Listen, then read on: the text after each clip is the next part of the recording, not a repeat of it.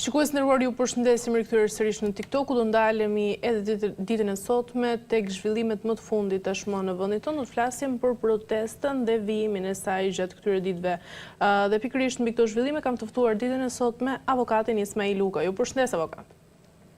Kënaqësi. Atëherë, avokat, për ta nisur me zhvillimet e fundit dhe protestën që ka vijuar në më shumë se një muaj, si keni parë të gjitha këto zhvillime deri më tani dhe protestën e organizuar? Po, faleminderit. Biseda në përgjithësi protesta ka zhvillime pozitive, ajo ka pas një ritëm dhe intensitet dhe nga mënyra e organizimit dhe nga mënyra e pjesëmarrjes në protest, duhet që ajo çdo ditë, si më thanë, frymëzon edhe njerëz të tjerë të rinj, të cilët shprehin pagënaqësitë e tyre për sa i përket qëllimit të kësaj proteste, duke kundërshtuar pra mënyrën e qeverisjes së Partisë Socialiste dhe vetë kryeministri Edi Rama, duke artikuluar në mënyrë të panegociueshme kërkesën për dorëheqjen e tij dhe për një sër probleme të tjera për të cilat kërkohet ndërhyrje në mënyrë urgjente. Ndërkaq, avokat, kryeministri Edi Rama ka deklaruar ndër të tjera në intervistë se protesta tashmë po ndikohet edhe nga interesat politike dhe aktorë të tjerë. Si e shihni këtë deklaratë, sigurisht nga pikpamja juridike, por edhe atë institucionale? Pra, çfarë niveli prove kërkohet që një pretendim i tillë të konsiderohet i bazuar? Tani, kryeministri Rama fillimisht e konsideroi protestën si të ndikuar nga shërbimet e huaja iraniane, greke, vazhdoi pastaj ruse, izraelite, çfarë ka ndërmendje. Dhe duke parë pjesëmarrjen e madhe në protestë, tani Rama përpiqet të gjejë mënyra tjera për të formuar pra protestën, duke e konsideruar këtë protestë një protestë politike. Natyrisht, protesta është një protestë e cila përfshin të gjithë grupat e interesit, që në qëllimin e përbashkët tyre kanë largimin e kësaj mënyre qeverisë, e cila ka kryer një aleancë të hapur dhe të provuar tashmë kjo me krimin organizuar dhe me grupe strukturuara kriminale. Në rastin konkret, opozita ka 13 vite që ka qenë në shesh. Dhe pjesëmarrja e opozitës në protestë bashkë me grupet e tjera të interesit për kundërshtimin pra të kësaj mënyrë sjellje arrogancë të qeverisjes, kjo nuk do të thotë se përgjegjësia ose fajin e ka opozita, se kryeministri me mënyrën e sjelljes së tij, me mënyrën e qeverisjes së tij ka akumuluar kaq shumë pagënaqësi saqë edhe për interesat e tij e ka nxjerrë Shqipërinë në shitje, duke lobuar dhe duke hyrë në marrëdhënie me persona të tretë, qoftë grupeve kriminale, qoftë grupe tjera e interesi, me qëllim që krijoj favore vetes tij dhe personave të tjerë, duke shfrytzuar natyrisht shumicën parlamentare që ka dhe ka një specifik Griselda tani në mënyrën e kësaj keqëqeverisje, ose gjithçka bëhet në mënyrën do të flasë dhe për sa i përket pyetjes tuaj, bëhet në mënyrën ligjore. Pasi negociohet me personat e interesuar dhe kryesisht janë element me një të errët kaluar, dhe veçanërisht janë para të cilat në Shqipëri investohen si para të pista për pastrimin e tyre, rezulton se pastaj hartohet edhe kuadri ligjor në lidhje me supozojmë me dhënien e një investimi ose këto investitorë strategjik për resorta apo për investimet e tjera apo për tender publik, si dhe hartohet kuadri ligjor nëpërmjet Ministrive të Linjës për Kaca ose nëpërmjet pushtetit vendor dhe kryesisht pastaj edhe me ligj në Parlamentin Shqiptar hartohen ligje që bëhet pra krimi ose korrupsioni organizohet nëpërmjet legjislacionit që miraton Rama, qoftë në qeveri me aktet e veta të qeverisë, pra me vendimarrjen e tij, qoftë edhe me miratimin e projektligjeve që miraton Kuvendi i Shqipërisë nëpërmjet mazhorancës së 83 mandateve që Partia Socialiste i ka marrë duke vjedhur votat e shqiptarëve, pasi vetëm zgjedhje të lira nuk ka pas. Do të thënë se kanë qenë votime e zgjedhje. Avokat, nga ana tjetër, duke qenë se më përmendët dhe opozitën,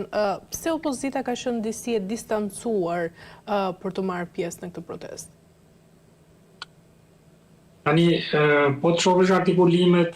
që bën protesta, tani në protestë artikulohet edhe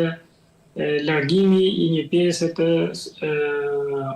sistemit politik aktual, që drejtohet qoftë nga mazhoranca, qoftë nga opozita. Dhe në këtë këndvështrim do u nisur nga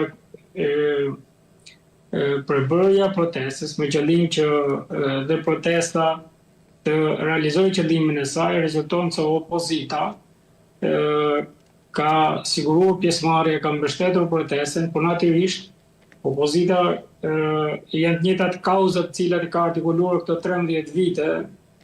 Dhe për shkak që kjo protestë mos shfrytëzohet nga Rama si një protestë e cila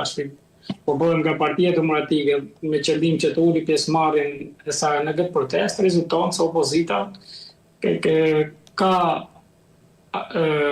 harmonizuar pra kërkesat e protestuesve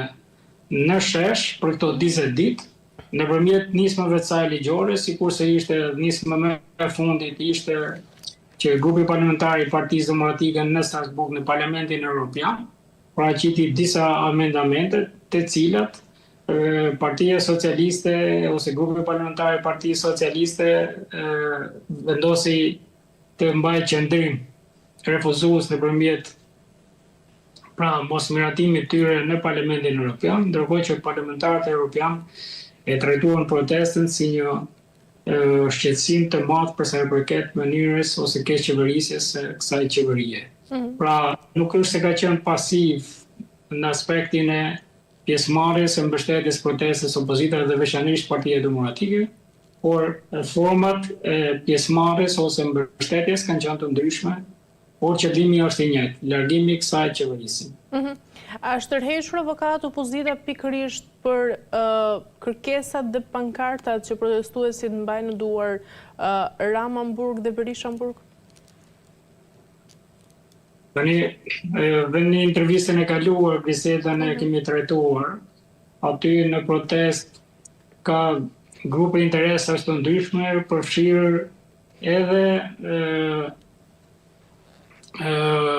në punës publik, dhe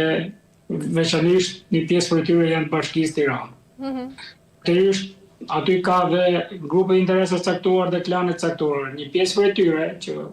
bëjnë thirrjet kësaj natyre, sepse është pak si e çuditshme. Një ndër problemet dhe një ndër përgesat që Shqipërisë pra është tërhequr dhe vëmendje për sa i përket hapjes negociatave, kapitujve të ri që po negocion në lidhje me integrimin e Shqipërisë në Europë, është mos lejimi i SPAK-ut që të hetoj Belinda Balloku. Mos dhënia e peqimit kuvendit në lidhje me heqjen e imunitetit Belinda Ballokut për sa i përket procedimit penal të regjistruar nga ana e SPAK-ut dhe që është caktuar dhe masa sigurimi personal. Ndërkohë që po ta shohësh në protestë, nuk artikulohen që të ketë është harruar, si më thanë Belinda, që do thotë se një pjesë e grupeve të interesave aty e zhvendosin vëmendjen duke pretenduar që ky vend është marrë peng nga Rama dhe Berisha. Ndërkohë që Berisha ka 13 vite që është në opozitë dhe ti thua tani kryetarit të opozitës që duhet të kesh mburg ti sepse ke qeverisë Edi Rama, kryeministri i shqiptarëve për 13 vite, kjo është e pa logjik. Po gjithsesi kjo përdoret nga grupe interese të caktuar, siç janë ato të Bashkisë Tiranës, të cilët zoti Velia pretendon se arrestimi i tij lidhet me qëndrimin që mund të ketë pas opozita ndaj keqpërdorimit të fondeve publike dhe mënyrës së administrimit të Bashkisë Tiranës nga zoti Velia, apo nga planet të mëshme që mund të ketë Edi Rama me zotin Veliaj. E qartë, avokat nga ana tjetër, duke qenë se përmendët edhe SPAK-un, A mendoni se ka arritur SPAK ndoshta deri më tani të ndërtojë një profil të pavarur institucional, apo perceptimi publik vazhdon ende të ndikohet nga i gjithë ai debati publik? Tani SPAK-u ndodhet në fakt në një presion qoftë publik, qoftë ndërkombëtar, sepse investimi më i madh për krijimin e kësaj strukture të posaçme është bërë nga partnerët tanë ndërkombëtar, veçanërisht Shtetet e Bashkuara të Amerikës, por dhe Bashkimi Evropian. Dhe pritshmëritë e tij, pavarësisht se ka pas disa rezultate të cilat nuk duhet të tregohemi nihilist të t'i mohojmë, për shkak të problematikës krijuar dhe tashmë bëhet dhe publike një sër për dosjeve ndoshta edhe nga interesat caktuara janë bërë publike, disa nga dosjet e hetimeve të kryer nga ana e SPAK-ut, siç janë përgjimet e ECC-s nga ndërkombëtarët, por edhe dosjet e tjera. Rezulton se SPAK-u, megjithse ka patur thash arritje në luftën kundër krimit të organizuar, sepse dhe emërtimi i SPAK-ut është i tillë, prokuroria e posaçme atë emërtim ka. Pra për luftën kundër korrupsionit dhe krimit të organizuar, për ato kategori dhe për veprash penale dhe për kategori të caktuara. Bëhet fjalë për kryeministra, ministra, deputet, kryetar bashkish, nuk bën fjalë për vepra penale, se janë kompetencë të veprat penale të tjera, ose kategoritë të tjera shoqërore. Pra janë përcaktuar në nënën 75 ligjit të kodit procedurës penale, pra kush janë kompetenca lëndore dhe toksore të strukturës së posaçme. Është nën presion ndërkombëtar, është nën presion publik, por për hir të vërtetës vlen për dëshiruar punën e SPAK-ut. Vlen për dëshiruar sepse shumë herë ndodhin që veprimet e SPAK-ut bëhen jo në momentin e duhur. Ne po morëm rastin e zonjës Balloku. Një rast i cili është një ndër precedentë ndërkombëtar. Jo shqiptar, nuk është i ka kaluar nivelin shqiptar. Pra si rast si precedent. Ndodh se zonja Balloku është marrë në cilësinë e pandehores. Dhe vazhdojnë pra që të thotë se ka një status caktuar, janë atribuar asaj disa akte akuze në lidhje me shpërndërimin e detyrës, në lidhje me pabarazinë të ëndra, në lidhje me pastrimin e parave. Nga ana tjetër, pavarësisht pengesave që ka pas në kuvent, natyrisht qëndrimit mazhorancës, sepse janë një lidhje interesash midis zotit Rama dhe zonjës Balloku. Nga ana tjetër, SPAK-u ka marrë në cilësinë e pandehore disa persona të tjerë të cilët i kanë shërbyer për pastrimin e parave dhe produkteve të veprës penale nga zonja Balloku, siç ishte rasti i Tares, që bëhet fjalë për një vilë në Vlorë, por ka edhe persona të tjerë, se s'duhet i përmend për shkak edhe të hetimeve që po kryen. Nga ana tjetër nuk rezulton që SPAK-u, edhe megjithse është nën presionin jo vetëm ndërkombëtarëve, jo vetëm dhe të protestuesve, kanë 20 ditë që protestuesit kanë dalë në shesh dhe kanë artikuluar, kanë protestuar në mënyrë paqësore, por kanë artikuluar vërtet kauza që janë publike, janë kauza me interes publik, dhe SPAK-u këtë qëllim ka që të mbrojë dhe interesin publik. Nuk rezulton që të jetë drejtuar parlamentit, në rastin konkret për shërben qeverisë, po ta them kështu në ligjërat të drejtë, sepse duhet i drejtojë parlamentit me një kërkesë të dytë. Me një kërkesë të dytë për heqjen e imunitetit, pasi është rënduar pozita procedurale e zonjës Balloku, në rastin konkret me akuzën e pastrimit parave dhe produkteve të veprës penale, po e them unë. Por kjo nuk është vetëm një rast. Kjo është në disa herë, që do të thotë se kjo vepra kryer në mënyrë të përsëritur dhe është rënduar pozita procedurale e saj në raport pra me hetimin që po krihet dhe duhet të ishte i drejtuar. Ndërkohë, SPAK-u po e zvarrit, ja ne do jemi përsëri këtu. SPAK-u po e zvarrit, po presin të kalojë më korrekt që njerëzit të vazhdojnë pastaj edhe administrata dhe njerëzit, kalojnë me pushime, me qëllim që t'i shërbejë Ramës në këtë rast. Patjetër që shërben dhe zonjës Balloku, po e shërben Ramës, pasi vetë Rama ka kundërshtitë vetë me në grupit parlamentar të tij, por edhe vetë me në strukturës Partisë Socialiste. Mendoj se kjo është antikapi që ka SPAK-u në raport, pra me hetimin që po kryen dhe me veprimet e timorit veta që nuk është në akord me afatet ligjore që parashikon ligji për krijen hetime, si dhe në raport me rrezikshmërinë e veprave penale që zonja Balloku akuzohet me masat e sigurimit që janë caktuar ndaj saj, si dhe me ndikimin që ka në procesin e hetimit duke qenë e lirë dhe ndikimin që ka qoftë tek personat që kanë dëni, tek dëshmitarët, por dhe tek provat e tjera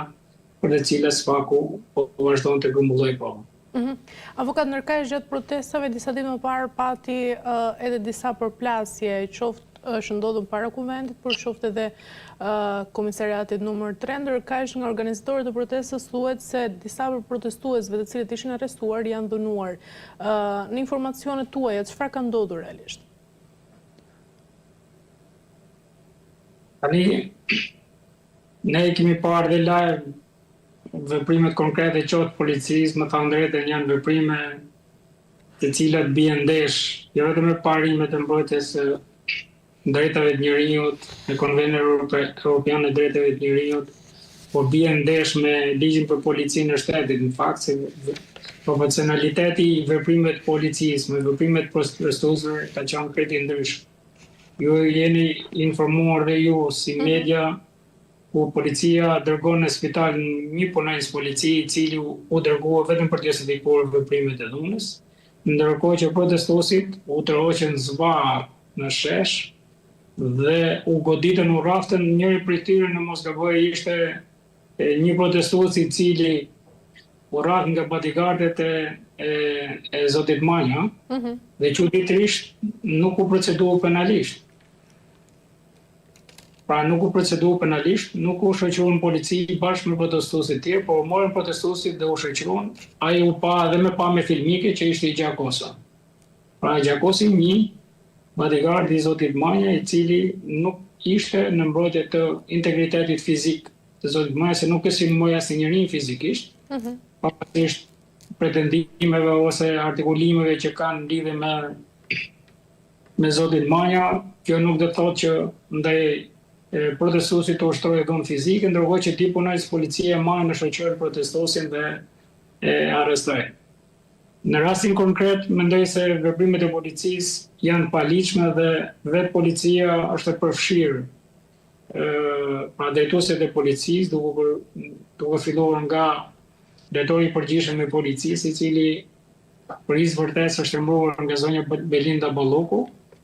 dhe është emëruar atje pikërisht për të përdorur për qëllimet veta për mbrojtjen pra të interesave të pushtetit, jetë publikut, jetë protestuesve. Dhe vetë drejtori i policisë e din shumë mirë cila është karriera e tij dhe mund t'ia bëjë një pyetje dhe media çfarë roli ka pasur në zgjedhjet vendore që janë zhvilluar në Dibër, sepse është një ndër drejtuesit e asaj kohe i cili është akuzuar që është përfshirë në shitblerje votash, duke shoqëruar zonën Balloku dhe patronazhistët me makina policie për shitblerje votash. Ai është shpërbyer aty në post dhe deklarata tjetër e drejtorit policisë që ka bërë në lidhje me hetimet që duhet kryen për rrjetet sociale të cilët komentojnë biznese private në rastin konkret, biznese të cilët pra janë biznese që lidhen me qeverinë, tregon më së miri se policia në këtë rast është e njëanshme dhe është interesuar të mbrojë qeverisjen. Por protestuesit, megjithëse janë paqësorë, mendoj se jo vetëm që janë drejtën e tyre, por një ditë edhe ata do ta humbin durimin dhe nëse nuk reagon mazhoranca, nuk reagon Edi Rama për të ndërheqjen, edhe ato pastaj do të përshkallëzojnë protestën me mjete e forma të tjera të mosbindjes civile, të cilat do ta detyrojnë pastaj edhe qeverisjen të reflektojë. E qartë, avokat, nga ana tjetër, duke qenë se protesta sigurisht ka marrë pra zhvillime në të gjitha mediat ndërkombëtare, kemi pasur një reagim të vakët ose të kufizuar, po i shuaj nga ana e partnerëve ndërkombëtar. Si duhet interpretuar gjithë kjo qasje dhe sa ndikojnë perceptimet ndërkombëtare, sigurisht në stabilitetin politik, por edhe klimën e investimeve në Shqipëri? Po, është vërtet Griselda kjo, ndonë se protesta është transmituar edhe nga media ndërkombëtare live, nga sheshi. Përsa i përket institucioneve ndërkombëtare, qëndrimi natyrisht është diplomatik, që na do të jemi pak më korrekt se ne ne si shoqëri mendojmë se reagimet do të jenë kategorike, natyrisht ato kanë qëndrime diplomatike, por informacionin e kanë sakt dhe kancelarit diplomatike ndërkombëtare kanë komunikuar qoftë me opozitën, qoftë me kabinetin qeveritar, por reagimi i tyre është më i avashtë për shkak se ato në praktikën e tyre të punës zakonisht bëhen fakt të mbledhës. Pastaj ka një procedurë janë pak më burokratike europiane, që të jemi korrekt. Në kryerjen e një verifikimit pretendimeve që të protestuesve të mënyrës qeverisjes. Pritet që në Shqipëri të reagimi më shumë ka qenë i Gjermanisë, ka qenë më i ashpër, dhe pritet që ambasadori i ri amerikan që do të vinë në Shqipëri natyrisht që të ketë një qasje, sepse administrata Trump prisë vërtetës është më kategorike përsa i përket qëndrimit saj në lidhje me problematikën që shfaq mënyra e qeverisjes në Shqipëri se sa europianët. Dhe po të marrësh atë skandalin tashmë të bërë publik, po të shohësh edhe sjelljen se tash janë të huajt janë më diplomat se sa mënyra e komunikimit, sidomos publika shumë diplomatike, sepse është më shumë në ndeshme se sa e dukshme, do të thoja unë, po të shohësh qëndrimin që kanë mbajtur në samitin e NATO-s në Turqi. Presidenti Trump, pasjeles e zotit Rama, sepse ishte një turprim me thënë drejtën dhe një vendi, si që është Shqipëria, ndoshta në vendi vogël, por ka një histori të madhe, se është vendi Shqiponja, vendi i lirëve, me atë sjellje që theu protokollin në mënyrë të përsëritur, theu protokollin për sa i përket veshjes të tij në takimin e hapjes, pra të samitit në NATO-s dhe qëndrimin e Trumpit, i cili ishte shumë shpërfillës dhe jo më larg se po dita po të nesme në punime, rezulton që Rama u braktis nga gjithë delegacionet e tjera, nëse e keni parë, u braktis nga gjithë delegacionet dhe ngeli vetëm dhe asnjë nga përfaqësuesit pra e shteteve që përfaqësonin të antarëve të NATO-s nuk komunikoi me Ramën duke lënë vetëm në karrike. Po, por se keni parë dhe njoftimin e kryeministrit shqiptar, avokat, se samiti i ardhshëm i NATO-s do të mbahet në Tiranë. Tani Rama ka një armat gazetarësh, fotoreporterësh, shqiptarësh, të cilët ishin ndjeni në lidhje me, sepse u bë publike tash qëndrimi pra i presidentit Trump, i vendet antarë të NATO-s në lidhje me sjelljen e Ramës dhe shkeljen e protokollit në takim, dhe duke pas parasysh këto Rama për t'i ushmangu, sepse gjithmonë i bën gjërat për të hequr vëmendjen, se ka problem se turpron Shqipërinë. Mjafton që ai të jetë në atë mendjen e tij, e cila është e smur, të thojë unë, sepse nuk mund të sillet askush edhe për etikën e tij personale, jo vetëm zyrtare. Tani përpiqet ta mbulojë këtë skandal, sepse është skandal i rënd diplomatik një që ta thonin. Pavarësisht se ne jetojmë në kohë globalizmi, por si skandal është i rënd diplomatik. Tani përpiqet ta mbulojë me pretendimin se samiti i ardhshëm i NATO-s do mbahet në Tiranë. Ndërkohë që në komunikatën që është mbajt nga vendet anëtare të NATO-s në përfundim takimit nuk përmendet në asnjë rresht komunikatës se samiti i ardhshëm do të mbahet në Shqipëri. unë referohem gjithmonë zyrtarisht ato çfarë flasin pra aktet, jo çfarë dëshiron Rama. Qartë, mirë avokat, për të kthyer sërish protestës, nëse palët do të mbeten në të njëjtin pozicion, pra qoftë protestuesit dhe qoftë qeveria, cilat mendoni se do të jenë mekanizmat kushtetuese dhe politik për daljen nga gjitha kjo situatë? Pra, mund të kemi një dialog institucional, mund të kemi një ndërmjetësim, qoftë referendum, zgjedhje parakoshme apo një zgjedhje tjetër për të dalë nga gjithë kjo situatë tashmë që është krijuar? Tani Zoti Rama po përpiqet dhe ndim po I vjen thash edhe struktura posaçme. S'pa po kryesisht, nuk po them gjykata, si gjykata kanë procedurë dhe tjerë, po përpiqet ta zgjas agoninë e tij të problematikës që është akumuluar në kaq vite të pakënaqësive të mënyrës së qeverisjes, së qeverisë të tij nëpërmjet korrupsionit, nëpërmjet krimit të organizuar, nëpërmjet vjedhjes botëve etj. Nga ana tjetër, protestuesit janë vendosur për të shkuar deri në fund qëllimit të kësaj proteste. Ndodhur këto rrethana, zoti Rama nuk pritet që t'jap dorëheqjen në mënyrë vullnetare. Vetëm mënyrë, mendoj unë, është që protesta të vendoset ose protesta të shkojë të përdor mënyrat e tjera të mosbindjes civile. Unë kryesisht të dashmoja që protesta, ndoshta edhe kushtet atmosferike janë të tilla, sepse është dhe nxehnët për vërtetës dhe janë dhe koha pushimeve, pra ne po përpiqet Rama që ta zhvendosi deri shtatorit. Do ishte që protesta të organizohej në forma të tjera dhe kryesisht të organizohej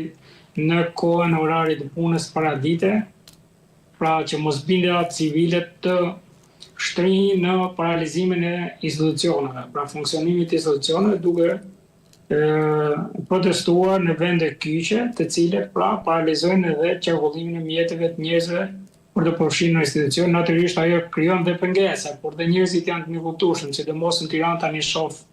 ka një tjetër mikuptim, ka një tjetër qasje, për sa I përket edhe kryes së shërbimeve të tyre, sepse të jemi korrekt, ajo mosbindja civile pastaj sjell pengesa edhe tek shërbimet që qytetarët duhet bëjnë për jetën e tyre familjare, shoqërore e tjerë, por shoh një farë mikuptimi përballë kësaj sjellje arrogante e qeverisë. Dhe mënyra pastaj se si do të gjendje një zgjidhje, natyrisht zgjidhja do të vijë nëpërmjet institucioneve. Nuk ka zgjidhje të tjetër. Zgjidhja është pikërisht kushtetuese nëpërmjet votbesimit të zotit Rama në parlament, I cili është shmangur, po ta keni parë një 2-3 seanca të fundit është shmangur kësaj pjese, pasi mendohet se edhe 5-6 deputetë të tjerë të Partisë Socialiste aktual janë për largimin e Ramës. Janë shprehur në format e tyre për të votbesuar dhe për të votuar kundër tij. Kjo do ishte mënyra dhe natyrisht pastaj largimi I Ramës do të përfshijë një paketë kushtetuese, e cila do të kalojë nëpërmjet, se duhet jemi korrekt edhe një herë. Protestuesit duhet I artikulojnë ose duhet I paraqesin pastaj kërkesat e tyre në mënyrë institucionale, sepse ata që ndryshojnë kushtetutet janë ligjvënësit, janë deputetët. Duhet hartohet një paketë opozita bashkë me protestuesit, sepse edhe ato opozita qeverisës janë, edhe protestuesit pavarësisht a janë as janë në formacione politike, është tjetër gjë pastaj kjo. Por ata që e drejtojnë protestën bashkë me drejtuesit e opozitës duhet të mlidhen dhe të hartojnë një paketë kushtetuese e cila të përfshijë një sër ndryshimesh. Nuk bëhet fjalë vetëm të emrit një kryeminist, por të